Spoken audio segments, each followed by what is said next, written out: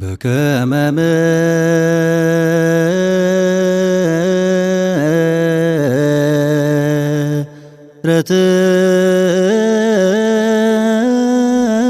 ምሕረትከ Nageenyi fi jaalalli Kiristoos hunduma keessaniif haa baay'atu maatiiwwan Waaqayyoo. Waaqayyoon kan jaalattan Waaqayyoo isiniin kan jaalatu hordoftoonni chaanaalii keenyaa. Biyya keenyattis biyya keenya ala kutaa biyyoota garaagaraatti argamtan akkam jirtu akkam yoo nageessan akkamiin turtanii. Guyyaa har'aatiin kan nu ga'e Waaqni keenya galannii fi ulfini teessoo isaa Aariyaam irratti isaatii fi haa ta'u. Mee yaada kitaaba qulqulluu guyyaa har'aa kana qabadhee dhufe tokkotu jira. Yeroo baay'ee caqasni kun shakkitoota biratti yeroo baay'ee ni ka'a. Innis akkana jedha wangeelaa Yohaannis boqonnaa 14 lakkoofsa 6 gubbaa irratti akkana jedha. Ani karaa fi jireenyadha. Anaatiin alatti gara abbaa isaa kan ba'u hin jiru. Anas immoo yoo beektan abbaa koo immoo ni beektu turtanii. Ammaa beektanii garuu ni beektuuni agartaniittuunis ni jedha. Sanaan booda Filiphos abbaa nu agarsiisiti nu gaha jedhee jedha.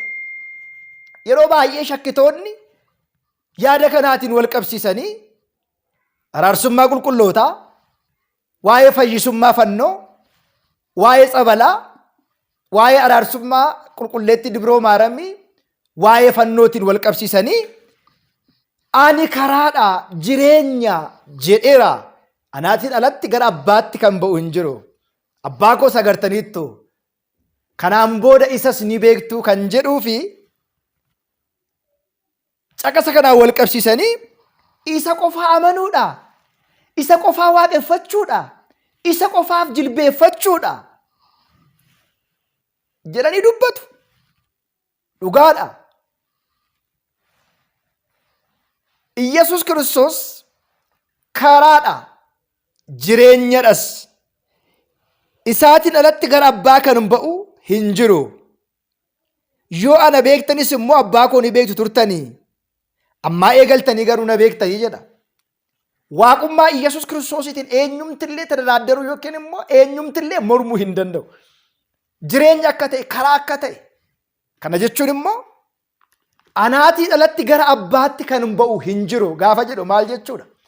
Gara biyya lafaa dhufee foon ilma namaa kan uffate. Kabajaan gara ilma namaa dhufee foon ilma namaa uffate kabajaan kan deebi'e. Waaqummaa isaarraa otoo hin hir'atiin, otoo hin qannafamiin, Waaqayyo waaqa ta'ee otoo jiru foon ilma namaa uffate iccitiidhaan biyya lafaa keessaatii fayyina taasisee gara samiitti ol deebi'eera.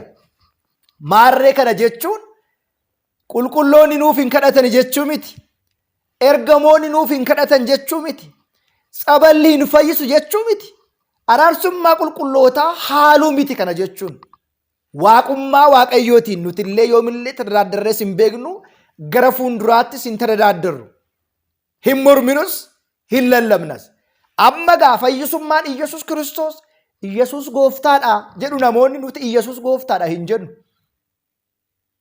Iyyasuus mootiidha jedhu namoonni Iyyasuus mootiidha hin jennu. Iyyasuus nama fayyisaa jedhu namoonni nuti kana hin jennu. Iyyasuus fayyisuuf dadhabbii ajjeesuus danda'a. Aangoo qaba. Eenyu isa dhorkuu danda'a? Iyyasuus gooftaa miti, gooftaa gooftotaa malee. Iyyasuus waaqa qofaa miti, waaqa waaqotaadha malee. Iyyasuus mootii miti, mootii moototaati malee. Maaliif? Gooftaa yoo jenne gooftonni baay'een jiru. Mootii yoo jenne mootiin hedduun jiru. Hin fayyisa yoo jenne ajjeesuus danda'a, jiraachisuus danda'a, maaltu isa dhorkuu danda'a? Kana jechuun immoo anaatiin alatti gara abbaatti kan ba'u hin jiru gaafa jedhu waaqummaadhaan waaqa ta'e. Aangoo waaqummaa, aaboo waaqummaa kan qabu abbaa biraa ergamee gara biyya lafaa dhufe foon ilma namaa uffatee ilma namaa isa bade isa seexanaaf baattoo ilmoo ta'ee ture sana erga fayyiseen booda gara abbaatti ol deebi'eera. Isa malee hin jiru teessoo abbaa isaarra taa'uu kan danda'u. Murtoo teessoo abbaa isaarra taa'uu kan danda'u eenyullee hin jiru. Kana beekuun barbaachisaadha.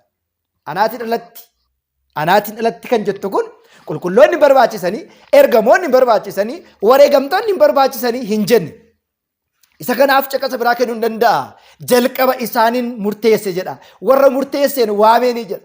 Warra waameenii kabajeen jedha. Warra kabajeen immoo maal godhe ni jabeesse ni cimsee jedha. Kana jechuun warra Waaqayyoon isaan file eenyutu balaaleffachuu danda'a? እግዚአብሔር የመረጣቸውን ማን ይከሳቸዋል? የሚኮንንስ ማን ነው? eenyusaan balaaleffachuu eenyusaan jibbuu danda'a? Warra Waaqayyoon isaan file. Kanaafidha manni kiristaanaa waaqa lama hin qabdu. Waaqni keenya Iyyasuus Kiristoosidha. Nutis lallabaa kan jirru isa fannifame Iyyasuus Kiristoosiin malee biyya lafaa yookiin waa biraa miti. Egaa maaramiin kabajuun akka wallaalummaa yookiin immoo akka waaqaatti yoo isaan laalanii ta'e ergamaan Waaqayyoo waan ishee kabajeef kabajna. Ergamoota Waaqayyoo ni kabajna. Abbooliin kee darbar Looxfaa waan kabajaniidhaaf ni kabajna. Zakkaariyaas sagadee waan kabajeedhaaf ergamoota Waaqayyoo sagan. Qulqulleetti dubroo Maariyaam nagaan siif haa ta'u ati dubartoota keessaa kan eebbifamtedha firiin garaa keetii kan eebbifamedha jedhee ergamichi waan ishee kabajeef qulqulleetti dubroo Maariyaamiin kabajna. Tsabala yommuu kabajnu tsaballi kabajni isaa gara Saalihoom bakka cuuphaa deemaati cuuphadhaa jedhee kan ajaje gooftaa keenyadha. Fannoo yoo ta'e jecha fannoo warra balleessaniif gowwummaa isaanii nuun garuu warra fayyinuutiif fayyina yookiin immoo humna Waaqayyooti jedhe. Tokkoffaa Qorontos 1:18 fi Filiphoosis 3:8 gubbaa irratti waa'ee fannoo qulqullichi uumaan keenya Iyyasuus Kiristoos dubbatee jira. Egaa nuti manni kiristaanaa waa sadii kabaja sadii nu barsiiste yookiin immoo gosoota sagadaa sadii nu barsiiste. Sagada kabajaa kan kennaa fi kan waaqummaa. የጸጋ ስግደት የአምልኮትና የባህሪ ስግደት jechuudhaan manni kiristaanaa fakkeenyaatiif Zakkaariyaas raajii Zakkaariyaas macaafa Luqaas 1 kaastanii gaafa ilaaltan fuula ergamaa Waaqayyootti ni sagadee jedha. Ni sagade jechuun ni waaqessa jechuu miti. Egaa manni kiristaanaa keenya eenyuuf sagada kabajaa akka sheellaatti wal qabsiisnee kitaabolee garaagaraa kaasuu dandeenya. Kanaaf egaa ana malee gara abbaa kan ba'u hin jiru. Innaa waaqa ta'uu barbaadde waaqa taatee dhuftee dhalattee gara samiitti ol deebi'uu barbaaddeere ana dhalatti gara abbaa kan ba'u hin jiru jechuun kan isinii kadhatu ergamoonni qulqulloonni raajonni wareegamtoonni isiniif hin kadhataniin barbaachisan jechuu miti. Kaashee kanarratti egaa wal gowwoomsuu hin dandeenye. Dhugaa jiru walitti himneetu dhugaa jiru wal barsiisnee deemna malee irra dibaan wangeelli hin ta'u dubbisuudha. Amma isin caqasa isin beektan caqasa sadii qofaadha. Tokko Yesuus gooftaadha. Yesuus fayyisaadha. Waaqayyootiin fudhu. Isaa kana bichaan ana irratti gara abbaatti kan ba'u hin jiru. Caqasoonni warri kaan eessa dhaqan?